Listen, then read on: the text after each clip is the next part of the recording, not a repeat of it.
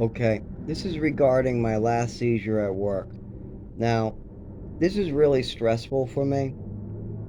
I was able to get a nice quiet space to do this, so I shouldn't have any interruptions, and I'll have to leave off on my last video. So, I've already told my coworker that I'm going to report her in the morning for her attitude and her behavior. A bunch of stuff is going on. I'm on the ground. I'm having some type of seizure. I'm not able to move my legs. I'm not able to move my arms.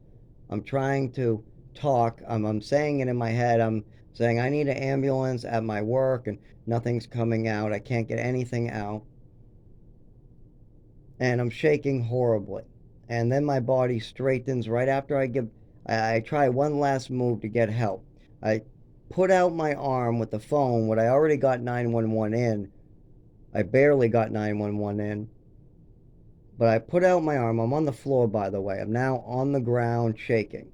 I put out my phone, well, not my phone, the store phone, and I give it to the heavyset worker who now has a lot of anxiety. I'm sure she's not feeling too good. She had this skinny woman, giving her attitude and stressing her out. She's supposed to be taking the bus. She got to get home or whatever. She got to get out of that. It's 6 o'clock. Both of us got to leave at 6. I'm okay with having my ride wait, but you know what? This is happening too often with too many people. So I just told this lady, I'm going to report you in the morning for your attitude, and that's about it. And now I'm handing the phone to her, the heavy set lady, who just got attitude from the skinny lady I'm going to report. And I'm sure she is having an anxiety attack.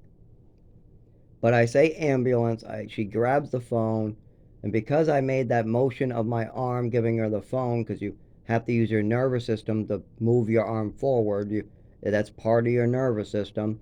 And then I'm saying a word, that's part of your nervous system too, and those are both output, not input. I mean, I'm hearing everything that's going around me too. Keep that in mind. I'm hearing everything perfectly. My input doesn't get messed up. I can hear everybody, what they're saying to me. I can hear all the beeps. I can make out, and my vision's not great, but it's pretty steady right now. I mean, it's not messed up. I can see what's going on. I can hear what's going on, but my output, I can't do nothing. But I take my arm and I try to hand the phone and I say ambulance. She grabs it and then I'm out. My body just straightens. I don't remember anything. My body just straightens again, just like in Lowell when I did that. Well, I don't know if I did a flip. My roommate says I did a flip. All I know is that my legs straightened straight up. There was like a spring flying me up. I mean, my legs. I was just taking a walk. I was just walking because I felt the lightning going through my spine, and I thought a little exercise might help. So I walked out in Lowell, and all of a sudden, when I put my leg down, whoop, my leg straightened, and a seizure hit me. That one I could feel coming too, but this one at New Hampshire, the one I'm speaking about now, this one I'm trying to hold back. Every last being of my body, I'm trying to hold back. But I couldn't. I ended up, my legs straightened, my body straightened. I'm on the ground. I don't remember anything except for waking up with a door in my face. I sat up, right? My head was killing me. I had a door in my face, and my vision was like going everywhere. My vision was going, it was like, oh, it looked like I was drunk, and I wasn't. Luckily, I wasn't. I mean, I had a total clean urine. The only thing I took was hemp medicine, CBD medicine, whatever you want to call it. And that's it. And whatever medication the doctor was prescribing me, what was little to none. There was a heart medication for blood pressure, and then naloxone with buprenorphine. Well, that's for addiction. It prevents you from being able to do opiates. There is some problems. It also helps me with my nervous system, but when you have to go completely off of it, I get more seizures. So there is a problem there. You don't get stoned or anything, but when I have to go completely off of it, I have a little more seizures and neurological activity. But at this time, that's not happening. It's just time for me to go home, and my naloxone with buprenorphine's waiting for me on the table. But instead of going home, I had a seizure. Literally, as I'm supposed to leave, I mean, as I'm leaving, this thing hits me. It's terrible.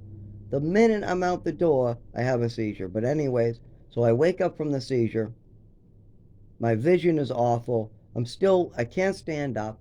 I can move my arms a little though now. My arms and legs are moving a little bit. I can't get off the floor. I can't quite lift, but I can kind of like roll over. I can kind of move like my legs a little bit, and I can talk a little bit. I'm starting to regain some of my ability to move. So I overhear, I'm trying to look and see if I can get help. And I'm looking at my coworkers now. The heavyset one just standing there looking scared, I guess. Now remember, my vision's going back and forth, so I can't see really well, but I can hear. Now the heavyset one's quiet, and I can just see the vision going back and forth. Looks like I'm drunk, but I'm not. I'm not high. I'm not on anything. I guess I hit my head because my head was throbbing. Both sides were throbbing. It hurt. My head hurt so freaking bad. I must have hurt my head somehow during this seizure. I don't know how. I was on the ground, but mostly by the ground. And this is hard to go through too, by the way. Keep that in mind. I tried to use some humor, but this was very hard to use any humor in this. I mean, there's no humor in it at all. But anyway, so I'm overhearing the skinny one who I'm supposed to be reporting in the morning, right? And she's using purposeful words to try to get me hurt or get me out of there. She's saying he's flipping out on the floor instead of shaking on the floor. I don't know if he works here or not. Nope, I just want him out of here. She's just saying things like that because now she's mad because I'm reporting in the morning, and now I'm having a seizure on the ground, and she's going to take this opportunity to try to do everything in her power to not get in trouble. So she's being hurtful on purpose because she's in trouble. And now I'm having a seizure on the ground, so now I'm in trouble and need help. And she's like, screw him, I'm going to get this motherfucker hurt. I've seen so many people do it. Oh, yeah, well, watch this. I'm going to fuck you up. And then so of course, she doesn't give them any proper information.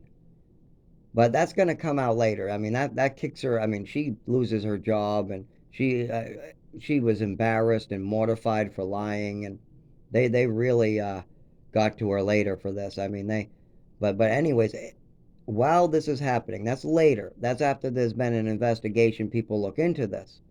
Right now, I'm at the mercy of this woman.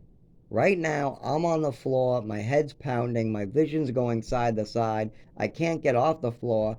I can't move my body, and I'm at the mercy because now apparently the heavyset woman must have passed it to the skinny one, and now she's just saying awful things, and I'm only on the floor. I'm on the floor seizing, and I just woke up. And so instead, I'm like, okay, I got to get away from this woman. I got to get away from her because I don't know what she's saying. I know that she's saying I'm shaking when she's not saying I'm shaking on the floor, and instead she's calling it flipping out. She knows I work here, and she's not telling them I work here. She knows I was running the place and I was doing management before she came in. Well, it was only 5 minutes. I mean, we've only been introduced for 5 minutes, and now she's just using statements where it sounds like I don't work there, and that she doesn't know this is a medical event, which she obviously does.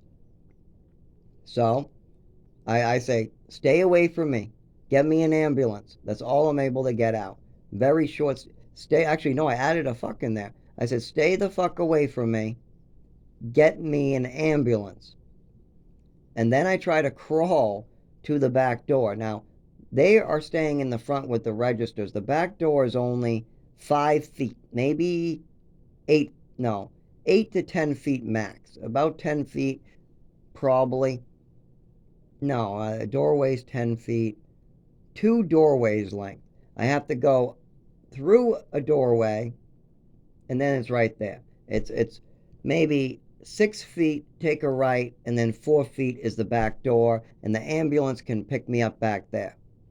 They can pull the stretcher right there. The doors come wide open. They can take me out from there. And I would be far away from this woman that's going to hurt me. And the other people are fine. They witnessed all this. There's cameras, So I know I'm going to be fine. So if I get back there, I'll be okay. So I try to crawl my way back there, but I almost pull a whole cart down on top of me because I can't use my legs to push off. I try to push off with my legs, but it doesn't work. So I start grabbing stuff and pulling my weight with my arms to get in the back.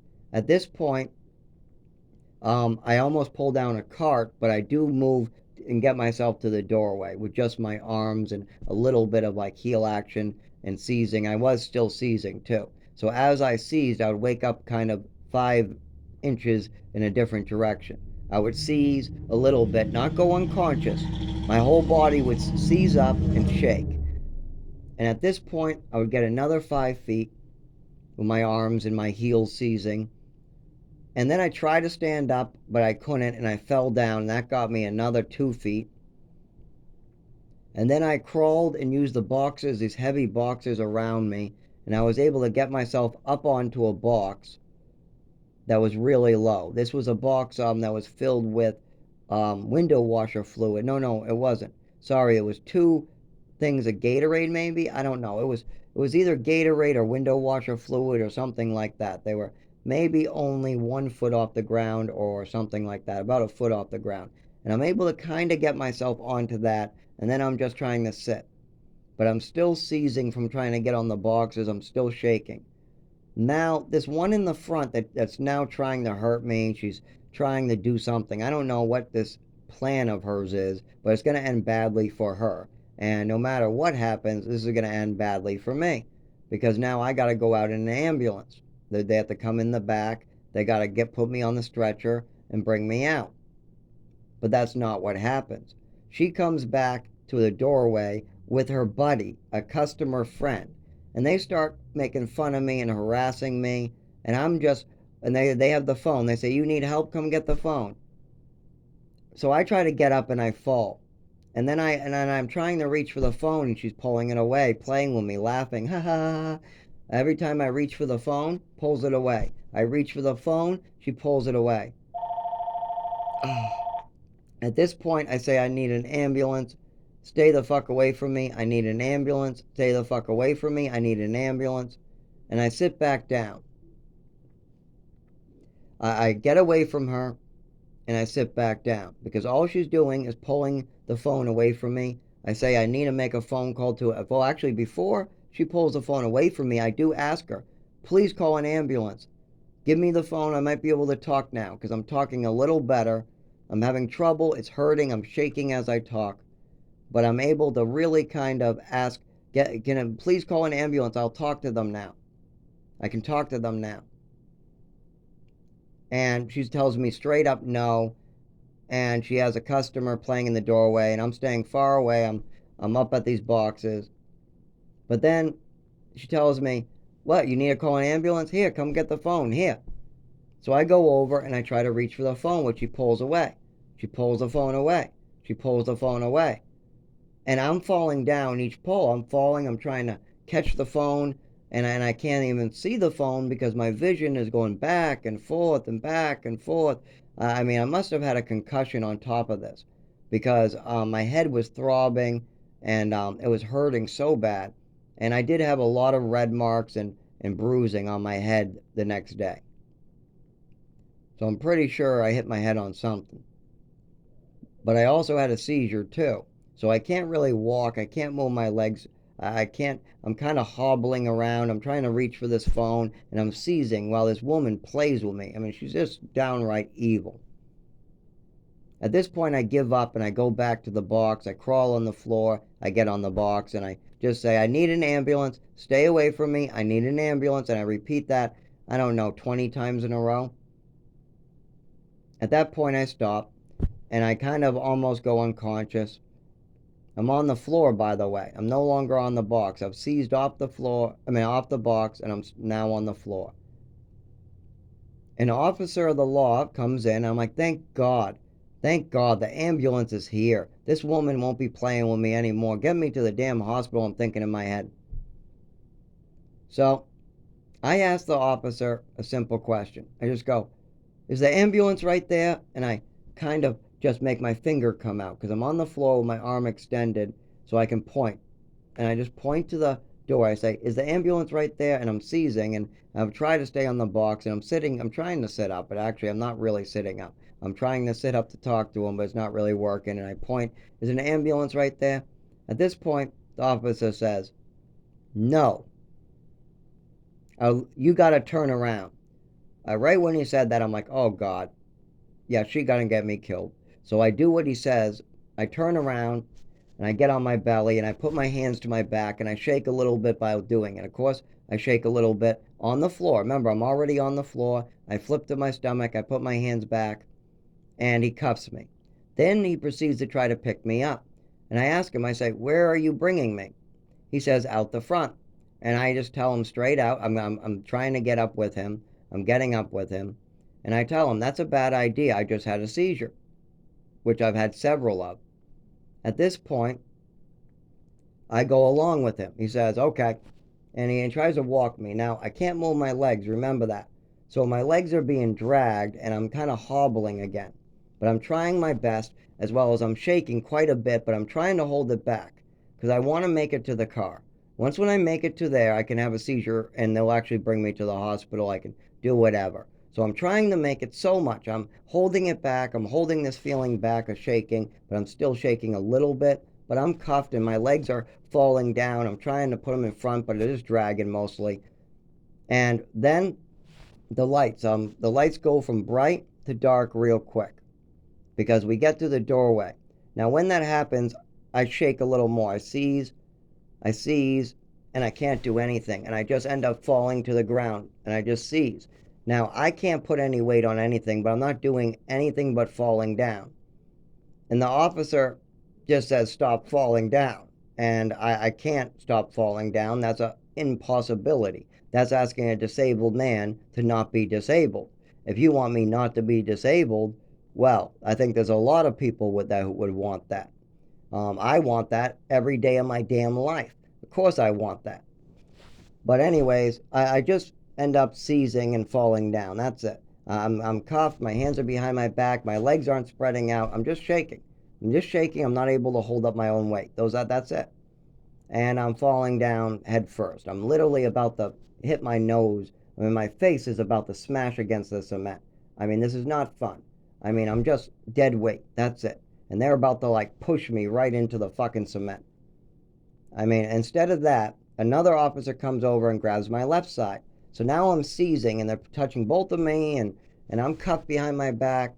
And at this point, they just start grabbing limbs. You got one guy on my left arm, one guy on my right arm. You got one guy on my right leg. And I'm just seizing there. I'm not moving any of my muscles. I'm just seizing. At this point, I just say the last word before I go unconscious and before I start getting scraped up from the cement and seizing. Because my seizure was so bad, apparently it removed all the flesh from my body. Really bad. My head, my legs, everything. This time I really got smashed even worse. So at this point, they grab all my limbs. I'm seizing, and all I can say before I go out is, I love you, stop hurting me. I love you, stop hurting me. I love you, stop hurting me. I love you, stop hurting me. I'm having a seizure. I'm having a seizure. I'm having and then I'm out. That's all I could say. And then I'm out like a light. I'm all scratched up when I get to the hospital. I wake up now at the actually, no. Right before I went out, they injected me with something too. And that probably was a seizure medication, but I was already going out at that point. But I did feel either a liquid, either they were washing my wound or something, because I did feel a little sensation, or maybe that was the flesh being removed. That might have been actually the cement. I have so much nerve damage in my body that might have been cement. That actually might have been the wound being made itself. All I know is the next day I had a baseball-sized chunk of flesh missing from the same spot that I felt that sensation on my like a little above your ass, as well as my legs were cut up, My face and back of my head was cut up. Everything was cut up from this seizure. Of course it was. I was shaking repeatedly. I mean, I was already banged up inside. And this is all on camera, by the way. There's witnesses. And this actually went in for investigation. And it didn't even, like, actually, I don't know what you call the fancy words. I'll go into how they dealt with it. Well, it was great. The justice system worked just fine this time. It did. Because there was camera footage, there was witnesses, there was multiple co-workers. So the justice system worked properly. But anyways, so I have the seizure. They got officers holding all of my limbs, so I go unconscious. I'm getting wounds all over me, and I'm not. I think the EMT might have been treating me, or maybe that was just the flesh being removed from my body. I'm not quite sure. But anyways, I wake up in the hospital again. So I've woken up now on the ground, and now I've woken up now at the hospital. I've had two separate seizures.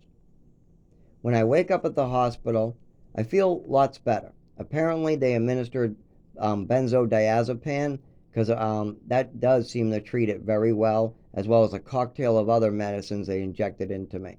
As well as they talked to me for a minute. I told them what this was a seizure. They ran some tests on my head. They ran some basic tests. And then I told them I wanted to leave, which then they wanted blood work and urine. When I said, yes, you can have those just fine. I said I was just assaulted by police officers. I was just totally had a seizure at my work. I want out of here. You can have whatever you want from me. Just let me out, and I'll come back when I'm not totally traumatized by what just happened. I'll be right back. And she just made sure I wasn't on any drugs. They wanted to establish that there was no drugs in my system whatsoever. And I did that because I was totally sober. There was absolutely no drugs in my system for years. I mean, I was totally, absolutely sober. So I gave them the blood, I gave them the urine, I gave them all the exams they wanted, and they promptly let me out. I went back to the hospital the following day, but they brought me to a different hospital, and they ran the same tests and established the same thing that the other hospital established, seizure. But I also have a note to show up for court for this. I don't know what this woman said. Remember, I just know that she said I was flipping out on the ground. I have no clue what's going on. But I go to court. Apparently, she makes up a bunch of stories to try to cover her ass. And my attorney says they already know. And apparently, some of the other witnesses that were there also say that they know. My roommate was no help, by the way. He didn't report on it. He didn't make a report. He didn't try to stop it from happening. He apparently was in the parking lot twiddling his thumbs, waiting for me to come out. Well, Dave, I'm never coming out. I know it's 6 o'clock, but guess what? Something happened. But anyways, there was other customers and other employees who witnessed everything. They made out their reports. And my lawyer said most of the time this goes for further investigation. They said 90% of the time you go for further investigation, they look into it. But if the judge thinks that somebody is bullshitting here and this should have never been put before anybody, then he'll just get rid of it. He'll say no further investigation and you can leave. So they do an investigation, they look at the cameras, they talk to all the witnesses, they talk to me, and there's one person's story who doesn't match up. Guess who that one person is? The skinny lady that was only met me for 5 minutes and had an attitude problem, and the one that I was supposed to report in the morning. Where I was supposed to report her behavior. But we didn't get to that, did we? I had ended up with 2 seizures. At this point, at court, they say no further investigation. They say Zachary should have never been even brought here. This is not right. And then the judge even says he's going to send me paperwork that is a disability attorney that can help if I want to press charges. Now, I never got that paperwork, or I did and maybe it got thrown away by my roommate. I don't know. But even if I had, I don't think I have the strength in me to try to prosecute people without any assistance or funding. If I had some type of funding or assistance, maybe I would have pressed charges against somebody or tried to get justice for this happening to me. Because it's awful, and I really would like to do that. But that would require a vehicle, require somebody actually doing the work, and it would require a lot of transportation money for me. So I just went with forgiveness instead. And I keep on looking into these seizures and neurological activity. I'm not letting that go, obviously. This needs to be looked into. I also got a bracelet that calls 911 automatically. I wear it on my ankle. I have two special bracelets. One's red with medical paperwork in it, so when an ambulance comes, they can see doctor's orders of what to do to me. And then the other bracelet calls 911 automatically, and if it doesn't, then I can press a red button and it automatically will call. So I have one bracelet to get me an ambulance, and I have another bracelet to pass on information if I can't talk. And I wear them every day of my life. And thank God the justice system checked the cameras, talked to witness. They actually did it, a kind of investigation. I guess they don't call that an investigation, though, because the judge said this is not going for further investigation.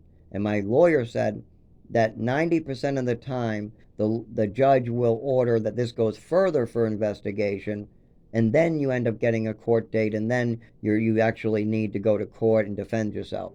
But this is just to see if it even needs to get put before a court. And he said, nope, no further investigation. We've seen enough. And they also seen enough of her. They sent me paperwork. And I did call about that paperwork. They did send it.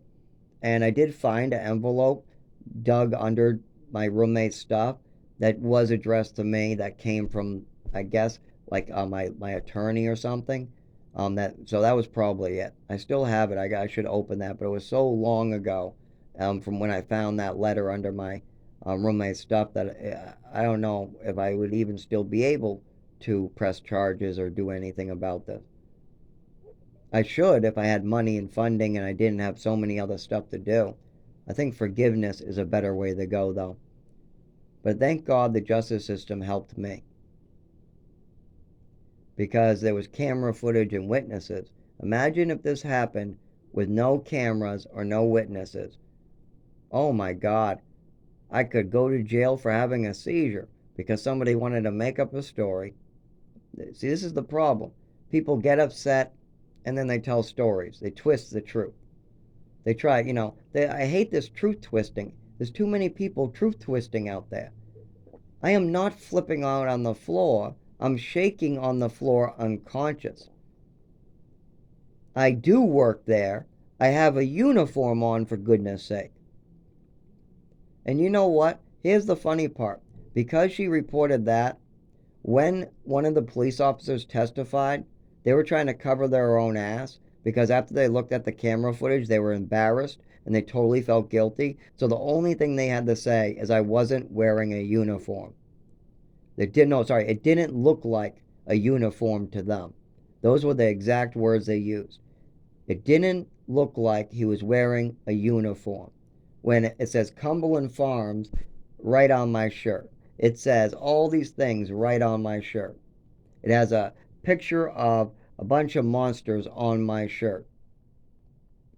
It says it right on my hat.